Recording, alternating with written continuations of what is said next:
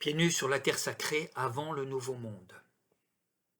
En novembre 1969, un groupe d'Indiens occupait l'île d'Alcatraz, ancien emplacement d'une prison au large de San Francisco qui n'abritait plus que des gardiens. Les Indiens refusèrent de partir sur les ordres du gouverneur et furent expulsés par la force en juin 1971. Ils expliquaient ainsi leurs revendications sur l'île. Voici leurs paroles. Proclamation. Au grand chef blanc et à son peuple.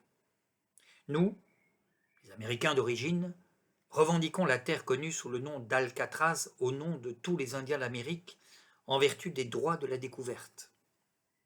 Nous désirons être justes et équitables envers les Caucasiens habitant l'île et proposons par ces présentes le traité suivant. Nous achèterons l'île d'Alcatraz pour 24 $ payables en verroterie et en toile rouge, précédent établi lors de l'achat par l'homme blanc d'une île semblable il y a environ 300 ans. Nous savons que 24 $ de marchandises pour 16 acres de terrain représentent plus que ce qui a été donné pour l'île de Manhattan, mais nous savons aussi que le prix de la terre a augmenté avec les années. Notre offre de 1,24 $ par acre est supérieure à celle de 47 cents que les hommes blancs donnent par acre de terre aux Indiens de Californie. Une partie de l'île sera laissée à la disposition de ses habitants et leur sera remise par le Bureau des affaires indiennes et le Bureau des affaires caucasiennes à perpétuité, aussi longtemps que le soleil se lèvera et que les fleuves couleront vers la mer. Ultérieurement, nous conduirons ces habitants vers de justes mœurs.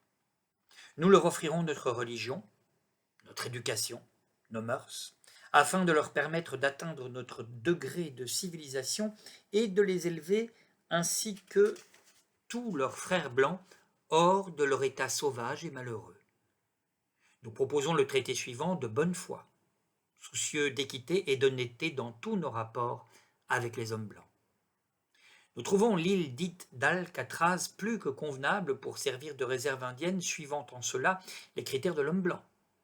Nous voulons dire par là que cet endroit ressemble à de nombreuses réserves indiennes par les caractères suivants. Absence de moyens de transport appropriés et isolement, absence d'eau courante naturelle, aménagement sanitaire insuffisant, aucun droit sur le contenu du sous-sol, absence d'industrie et chômage important, absence de centres médicaux, sol rocheux non cultivable, terre ne convenant pas au gibier, absence d'équipement scolaire, la population a toujours été en surnombre. Les habitants ont toujours été retenus comme des prisonniers et gardés sous la dépendance d'autrui. De plus, il serait juste et symbolique que les bateaux en provenance du monde entier qui franchissent la Golden Gate aperçoivent en premier une terre indienne et qu'ainsi leur soit rappelée la véritable histoire de cette nation.